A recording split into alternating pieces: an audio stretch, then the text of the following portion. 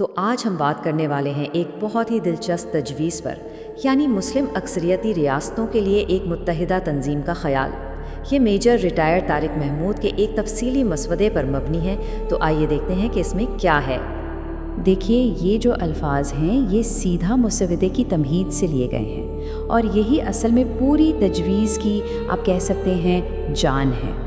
یہ صرف دفاع کے بارے میں نہیں ہے، بلکہ اتحاد اور بات چیت کے ذریعے مسائل کو حل کرنے پر بھی زور دیتا ہے۔ تو سوال یہ ہے کہ یہ تنظیم آخر دکھے گی کیسی؟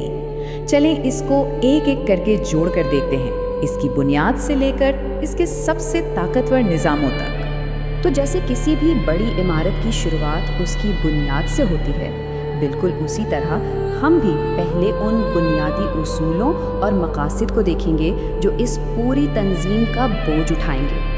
تو مسودے کے آرٹیکل 3 سے لیے گئے یہ مقاصد صاف بتاتے ہیں کہ یہ صرف کوئی فوجی اتحاد نہیں ہے، بلکہ یہ تو ایک بہت ہی جامع پلان ہے جس میں سیاست، معیشت اور ثقافت سب شامل ہیں۔ اچھا، تو جب ہم نے ویژن تو سمجھ لیا، اب آتے ہیں اس کے عملی حصے کی طرف، یعنی یہ تنظیم اصل میں چلے گی کیسے، اس کا حکومتی ڈھانچہ کیسا ہوگا اور اس میں شامل ہونے کے قوانین کیا ہوں گے۔ یہاں دیکھیں تو اختیارات کو بہت صاف طریقے سے بانٹا گیا ہے۔ سپریم کونسل بڑے فیصلے کرے گی، جبکہ دوسری کونسلیں اپنے اپنے شعبوں پر توجہ دیں گی، جیسے دفاع، معیشت اور قانون۔ تو یہ ایک متوازن نظام بنانے کی کوشش لگتی ہے۔ تو اگر کوئی ملک اس تنظیم کا حصہ بننا چاہے تو کیسے بنے گا؟ عمل بہت ہی سیدھا سا رکھا گیا ہے، ایک باضابطہ درخواست دینی ہے اور پھر کونسل کی منظوری۔ اس سے شفافیت بھی رہتی ہے اور یہ بھی یقینی بنایا جاتا ہے کہ سب ممبران ایک پیج پر ہوں۔ اور پھر ہیڈ کوارٹر کے لیے مکہ کا انتخاب، یہ بہت ہی اہم فیصلہ ہے۔ یہ صرف ایک علامتی قدم نہیں، بلکہ یہ تنظیم کو سیدھا مسلم دنیا کے دل میں لا کر کھڑا کر دیتا ہے۔ ٹھیک ہے، اب آتے ہیں اس تجویز کے سب سے آپ کہہ سکتے ہیں طاقتور اور واضح پہلو کی طرف، اس کا مشترکہ دفاعی اور سیکیورٹی کا ڈھانچہ۔ یہ اس پورے دفاعی نظام کی کہنے کی ریڑھ کی ہڈی ہے۔ مطلب صاف ہے، ایک ممبر پر حملہ سب پر حملہ مانا جائے گا۔ یہ بہت بہت مضبوط ضمانت ہے۔ آرٹیکل 14 کے مطابق یہ صرف کوئی معاہدہ نہیں ہے، بلکہ یہ ایک مستقل کثیر القومی فورس بنانے کی بات کرتا ہے جس میں تمام اہم فوجی شاخیں شامل ہوں گی، یعنی یہ جدید جنگ کے لیے بالکل تیار ہوگی۔ اب ہم ایک ایسی چیز پر آ رہے ہیں جو شاید اس پورے آئین کی سب سے اہم شق ہے۔ یہ بہت ہی بڑا قدم ہے۔ نیوکلیئر ڈیٹررنس کا کردار پاکستان کو دینا، یہ اس اتحاد کے اندر اعتماد کی ایک غیر معمولی سطح کو ظاہر کرتا ہے، لیکن اس کے ساتھ بہت بڑی ذمہ داریاں بھی آتی ہیں۔ فوجی طاقت تو ہے ہی، لیکن اس کے ساتھ ساتھ آرٹیکل 17 میں انٹیلیجنس شیئرنگ کی اہمیت پر بھی زور دیا گیا ہے۔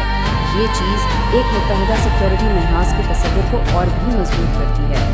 چلیں اب فوجی طاقت سے آگے بڑھتے ہیں اور MUO کی اس تجویز کے دوسرے بڑے ستون کی طرف چلتے ہیں، اور وہ ہے معاشی اتحاد اور ترقی کی حکمت عملی۔ تو یہ جو ڈیولپمنٹ فنڈ ہے، یہ صرف خیرات کا نظام نہیں ہے، بلکہ یہ ایک اسٹریٹجک سرمایہ کاری ہے۔ بنیادی خیال یہ ہے کہ امیر ممالک غریب ممالک کی مدد کریں تاکہ پورا بلاک ایک ساتھ مضبوط ہو۔ اور پھر ہم پہنچتے ہیں حتمی معاشی مقصد پر، ایک مشترکہ کرنسی۔ لیکن وہاں تک پہنچنے کا سفر لمبا ہے۔ اس کے لیے پہلے تجارتی رکاوٹوں کو ہٹانا ہوگا، پھر اپنے قانونوں کو ایک جیسا بنانا ہوگا۔ تو یہ ایک لمبا عمل ہے۔ اور دیکھیں، معیشت کا مطلب صرف پیسہ نہیں ہوتا، یہ مسودہ توانائی اور خوراک جیسے ضروری وسائل کو محفوظ کرنے پر بھی زور دیتا ہے۔ اس سے پتہ چلتا ہے کہ یہ منصوبہ کتنا جامع ہے۔ تو اب تک ہم نے الگ الگ حصوں کو دیکھا، چلیے اب ان سب کو ملا کر دیکھتے ہیں کہ یہ مکمل تنظیم جو تصور کی گئی ہے وہ آخر ہے کیا۔ یہ 3 نکات جو سیدھے میجر ریٹائرڈ طارق محمود کے مسودے کے اختتام سے لیے گئے ہیں، اس تجویز کا نچوڑ ہیں، یعنی ایک مکمل نظام جو اتحاد، تحفظ اور خوشحالی کو یقینی بنائے۔ تو آخر کار اس سب کا مقصد کیا ہے؟ مصنف صرف ایک اور تنظیم نہیں بنانا چاہتے، وہ ایک ایسا نظام بنانا چاہتے ہیں جو واقعی کام کرے، جو موجودہ عالمی تنظیموں سے کہیں زیادہ مضبوط اور مؤثر ہو۔ اور اس سب کے بعد ہم اس ایک سوال پر آ کے رک جاتے ہیں، کیا یہ واقعی طاقت، استحکام اور وقار کی طرف لے جانے والا راستہ ہو سکتا ہے؟